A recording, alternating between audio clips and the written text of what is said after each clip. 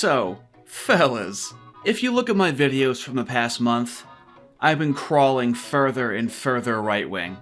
As fate would have it, I found a YouTube channel that's pretty new, less than a month old. The guy already has 13,000 subscribers. He is the Shameless Sperg, and he talks about white racial consciousness, and I can see why he's pretty popular. Now, some people might think he's a newtsie, the dreaded white N-word, and I'm gonna tell you here and now, even if he is, I don't care. At all whatsoever. Did I clear the room? Are there people still here? Okay, let me clear the room even more. I'm a liberal. Boo! You're a cuck! Atheist. Smite! Repent. Oh, bless his heart. Okay, now I think I'm alone. It's just me and the cat. Civic nationalist.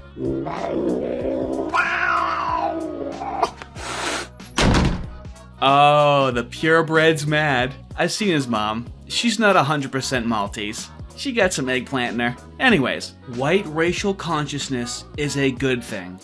White racial consciousness is a necessary thing. It is a real thing. It needs to be addressed. There are legitimate grievances. There is legitimate discrimination. And as a liberal, I have a fairness principle, you know? I advocate for marginalized communities, you know, man? And to me, this is a human rights issue. I mean, what do you call it when government colludes with private entities to suppress a race of people? Is there a word for that? Anyways, so let's get into it. I could make this video 10 hours. I have to stop myself because I've wanted to talk about these things for so long. So however long this video is just gonna be a blip of what's there. And if you wanna, if you wanna listen to a lot of what's being said, just go to this guy's channel. Let's get into it. I'm done. I'm done. And I used to care. My mother raised me to care. She's a good woman. She raised me to care. She raised me with these, you know, colorblind views. She raised me in the church. She meant well. She didn't pass racial consciousness on to me. I was forced into racial consciousness because after a lifetime of being pretty good, pretty decent, you just come up and sucker punch me from behind and tell me that, you know, I deserve to die and that all white people be racist and shit. And that was that. I didn't think in very racial terms before. I didn't really think in terms of white identity. But you didn't give me a choice. I was informed of my white identity, and the only choices given were I can either be guilty and grovel and just go along with whatever you want to say and do, or else I'm a bigot and a racist and you don't want to be that, you know, or I could be proud and say, fuck it, I'm not doing this. And so I went with the proud route on that. I mean, why wouldn't I? Now, an annoying liberal or leftist could call this a false dichotomy fallacy. There's more than two options. And that's what I would have said like a decade ago. I didn't feel like there was only two options. But I understand what he's saying. It's kill or be killed. It's not who he is, it's what he became. He has come to an unbelievably reasonable and logical conclusion for his epistemology. He's been surrounded by a race of people that are allowed to be proud of their race, while he's been made to feel guilty about his own race, when it's objectively the best race of people to ever exist.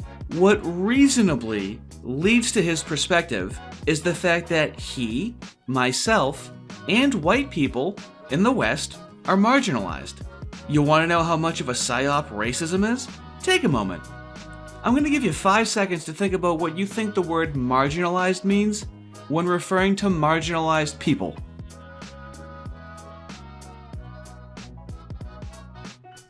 Did you think it had anything to do with the minority population? Because it doesn't. The syntax of the word is derived from not the amount of people, but the lack of attention a certain people get for their grievances, which leads them to create an outgroup. To marginalize someone or group means to make them feel unimportant or isolate them, pushing them to the fringes of society or a specific group. It includes excluding them from mainstream social, economic, or political life. So they beat the word marginalized to death by saying marginalized communities, even though those communities were being called marginalized when they were the most focused on in the entire country. They used up the social capital of that word so you couldn't apply it to white people where it actually 100% applies. So that's a psyop. But I'm gonna keep talking, so I need to shut up and let the man cook. Look at my history. I don't care if it hurts your feelings. I don't care that there are things that were said and done in the history of my people that hurt your feelings. I come from a people that accomplished and invented and conquered and built amazing things. Unbelievable things that have changed the course of human history many times over. And you have nothing to compare to that. Nothing. And I'm supposed to sit here and still take you people seriously. I can't take you seriously. And everybody's just pretending to. Everybody's just been pretending to. Because it feels good to pretend to. It's socially fashionable to pretend to. It's sometimes career suicide to not go along and play pretend for you. But they're playing pretend. They don't take you seriously. Nor should they. They shouldn't take you seriously. They shouldn't take your butchery of the English language, Ebonics, seriously. No one should. It's not African American English. It's nonsense. It is a bastardization and a butchery of the English language, and I'm not going to take it seriously. Ebonics. We're talking about something known as AAVE, African American Vernacular English, or in other words, a dialect spoken by African American communities. Lucy Craft Laney elementary educators are not just embracing it, they are opening up a sensitive conversation about the power of language, as they believe addressing and honoring dialect just might be another key to their students' success. Here's Lindsay Sievert and Ben Garvin with the next chapter in our Lessons from Lucy's series. African American Vernacular English. Oh, I should get this right because we just heard the word vernacular. Does it mean like how African Americans speak in like acts or with you or something like that? Behind every laugh is a cry. So that has bothered me for so long. I've known about this for a while. About how at certain schools, they're like, you know what? Let's treat AAVE, Ebonics, as a legitimate dialect. And I laugh, it bothers me, but I can only imagine how much it bothers this guy. What, that dude can't be mad at all about this? He's just supposed to sit there and take it? Absolutely not. Absolutely not. I'm not even saying that, I have thicker skin than him because I'm laughing about it and he's taking it obviously, much more seriously because of what he's advocating for. I can coexist with that. I can coexist with this guy. I can support this guy. I completely understand the frustration. It just manifests differently. But his frustration, I also have, very much so. And I have had for a long time. And I get a lot of catharsis hearing him speak about these topics, even though I don't align along racial lines, which he'd probably call me a gay cuck for saying that, and I don't care. I care on the merits of what he's saying. In the parts that I don't necessarily fully agree with, I don't care. It's a human rights issue.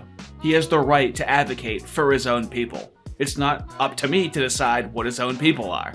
It just seems very simple. To me, it seems like a liberal position. It's freedom of association.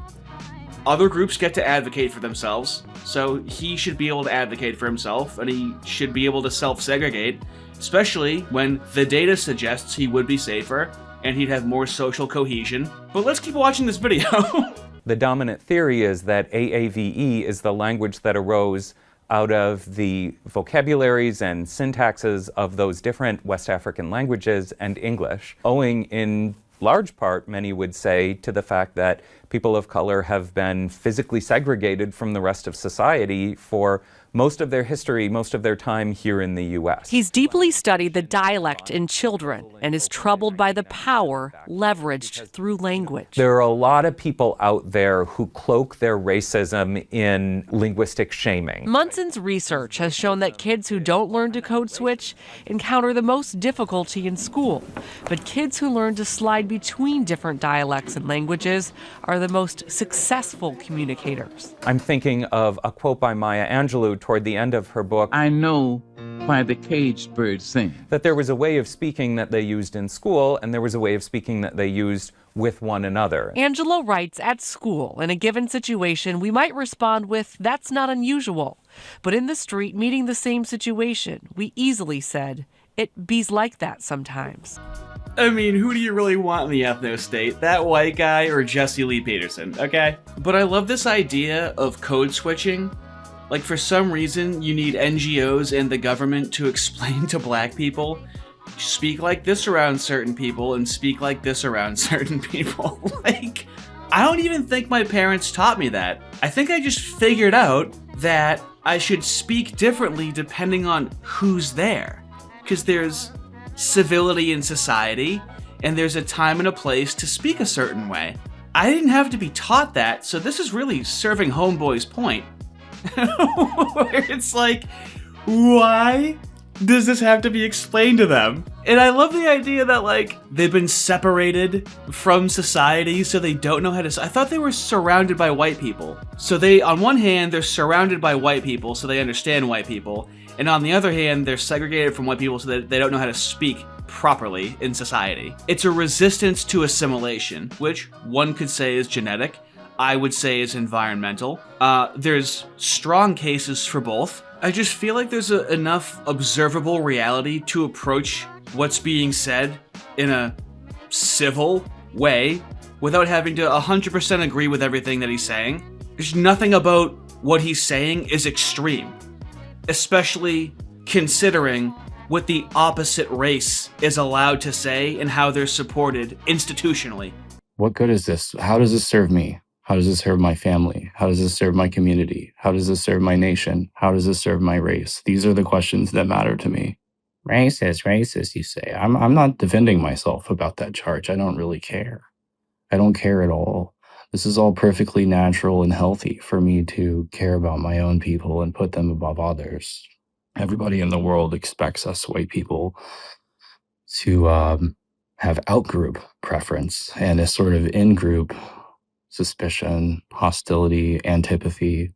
You think it's on us to be good little allies.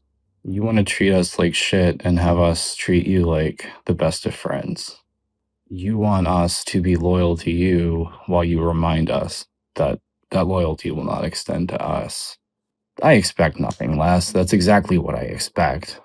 The freedom of association, the ability to freely create our own communities and fill them with the people that we want in them, that was completely taken away by force. And we were forcefully integrated with you. And here we are. And only the most sincerely deluded white person could look around at all of this and think that it has been better off for us. Moreover, I don't even think it's been better off for you, but that's not really my call and I don't care. Your grievances are something that don't matter to me anymore. I don't care. I'm not trying to reconcile with you anymore. Notice how he's not trying to do these things anymore. So people aren't born racist, they're taught racism. Or things happen in a white person's life where they advocate for black people in a colorblind society. In a society that doesn't seem to reflect that. It seems like only white people are taught to be colorblind and accepting and have out-group preference and diversity. But it seems like all non-white groups, and when I say non-white, I mean people of color, that's what that term means. They have a term that means just not white, separating all of humanity into white and not white, which you would assume a KKK member does that, but it's the left. So if this guy separates all of humanity into white and not white, that's racist. But when the left does it day in and day out and revolves policy around it, all of a sudden that's not racist. And what answer do the liberals have? The left will call them racist, and then the non-communist liberals will be like, yeah, dude, but just, like, ignore it. Don't play their game, man. Just let them do it, and just don't engage in any sort of white collectivism, even though you're being targeted as a group. And then what's the right wing do? Oh, yeah, dude, that's bullshit. Go ahead, collectivize. Absolutely, yeah, it's bullshit. Fuck those people. If they're gonna make white and not white groups, then let's make a white group. It's like the most obvious reaction in the world, and there's a lot of data and observable experience to back it up. None of this seems extreme. It seems unbelievably, overwhelmingly reasonable, and I've felt everything that he's saying. I'm not going to accept this one-sided arrangement where you get to be proud and you get to be tribal, but I don't. I do get to, and I'm going to. This little power that you think you have over us, it's artificial. It's this social capital that you have been given for a reason because you're useful idiots. You're useful idiots being used to destroy this country, being used to destroy the West. And I'm sure it's a lot of fun for you right now. I'm sure it's a great deal of fun. So I'm going to side with my people, right or wrong, because it's time for it. You're not going to stand up for us. We don't have allies. We don't have affinity spaces. We don't have NAACPs. We don't have Civil Rights Act coverage. We don't have DEI initiatives. We don't have these artificial measures to boost us in hiring and admission and promotions processes. You have these boosters. They give them to you, but we don't. Oh, we all don't need that, you have said. That's a peculiar thing to say. Why is it that you think we don't? What are you admitting about yourselves? And what are you saying about us? Where you think you need a boost, but we don't. Now, you may very well be right about that. Perhaps you do need a boost, and perhaps we don't, for obvious reasons. Nevertheless, I can't accept this arrangement. Why would I? What good is this? How does this serve me? How does this serve my family? How does this serve my community? How does this serve my nation? How does this serve my race? These are the questions that matter to me. And these are the questions that only the right wing has answers for, so let's end it here. Saying to white people that no one should be tribal, while black people are corporately and governmentally supported to be not only tribal, but unapologetically prideful, is always going to be insufficient. The left can't say Trump is polarizing when their worldview involves creating a culture where all non-white races get to have racial pride, except for white people, while telling them they have white privilege while they have among the highest unaliving rates of any race in the country. You can't just shake that off. You can't just raise your white kids in that world and tell them to ignore it. Why on earth can a black parent say to their black child, this world is this world is made for white people. You gotta try twice as hard for our people. But a white parent cannot say to their white child, this world was created by white people. You have to try twice as hard for our people and to secure a future for this world.